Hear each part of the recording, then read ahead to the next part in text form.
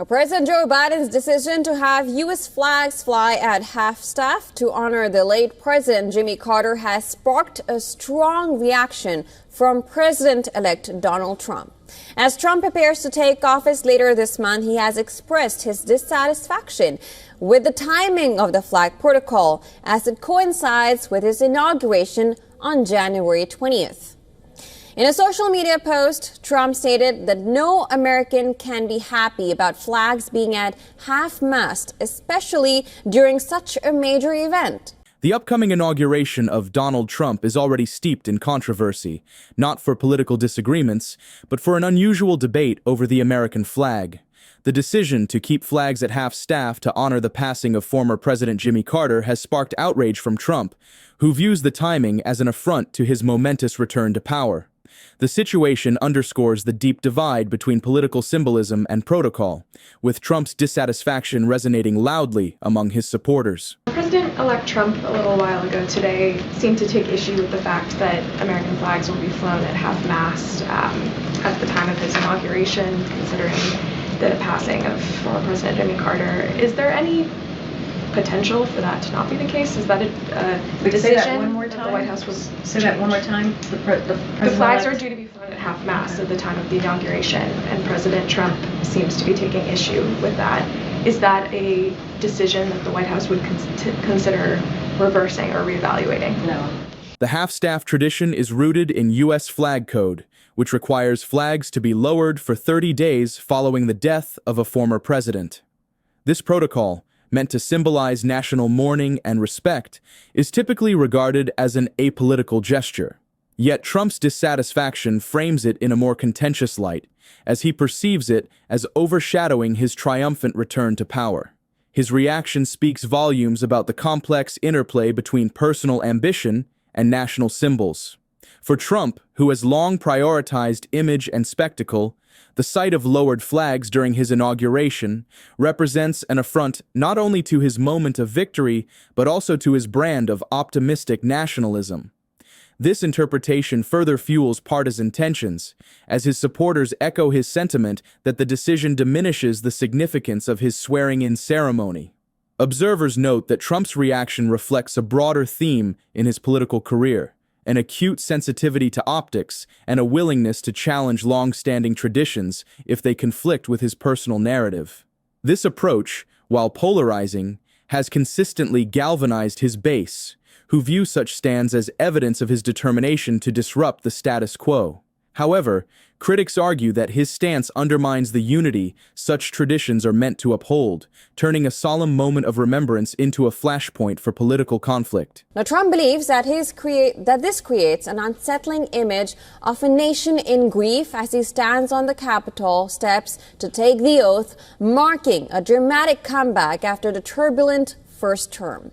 President Joe Biden ordered U.S. flags to be lowered for a customary 30 days on federal buildings and grounds in honor of late President Jimmy Carter, who died recently at the age of 100. Adding to the complexities of Inauguration Week, Trump faces yet another personal challenge: a scheduled sentencing in New York following his conviction in a criminal case.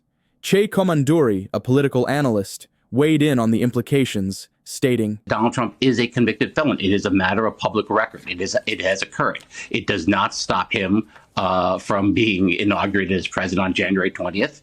But it will certainly be part of the record of Donald Trump, and it should be part of the political argument against Donald Trump. These overlapping controversies have stirred heated debate about how past presidents' legacies and current political figures collide. One expert noted the irony. This is sheer hypocrisy. This is a Bible salesman. This is somebody who is the choice of Mike Johnson and the evangelical right, who has conducted himself in this manner that is both criminal and, by the tenets that he claims to uphold, deeply immoral. Trump's response to these developments has been characteristically defiant. He lashed out in a more extensive social media post stating, No American can be happy about flags being at half-mast, especially during such a major event. He also accused Democrats of being pleased with the somber optics, seeing it as an image of mourning just as he was about to return to the White House. Now, Trump believes that this creates an unsettling image of a nation in grief as he stands on the Capitol steps to take the oath, marking a dramatic comeback after the turbulent first term. As the public grapples with these narratives, another layer of tension emerges from Trump's connection to legal and political norms. Political commentator Ari Melber highlighted, "The issue here wasn't necessarily Trump's criminality, it is Trump's hypocrisy." Trump's hypocrisy, as noted, extends beyond legal matters into broader themes of governance and morality. This commentary lays bare a central paradox in Trump's return to the White House, a president who has defied norms and broken conventions while being embraced by a significant portion of the electorate. This duality creates a friction between Trump's personal narrative and the expectations of the presidency, leaving the public to debate whether such contradictions will define his second term. Analysts pointed out, if you think about what happened with Bill Clinton, I mean, the Republicans went relentlessly against him, and it very much hurt Al Gore. Al Gore was very much hurt by the sense that there were all these Clinton scandals and we needed to change and turn the page. Flags will remain lowered until January 28th, marking a period of mourning for the nation. While the flag order is typically not adjustable, it can be overridden by the president once they are in office. The controversies surrounding Trump's inauguration highlight a unique moment in American history.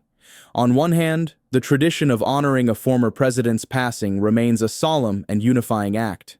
On the other, the political firestorm ignited by Trump's interpretation underscores the deep polarization of the era. The debates about flags, sentencing, and legacy are emblematic of a larger cultural clash. How will these decisions and their optics shape not only Trump's presidency, but also the public's perception of democracy and leadership?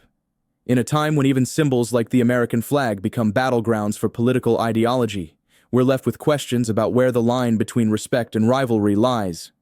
How do you think this latest controversy over the flag decision will shape Trump's presidency and his legacy? Let us know your thoughts below.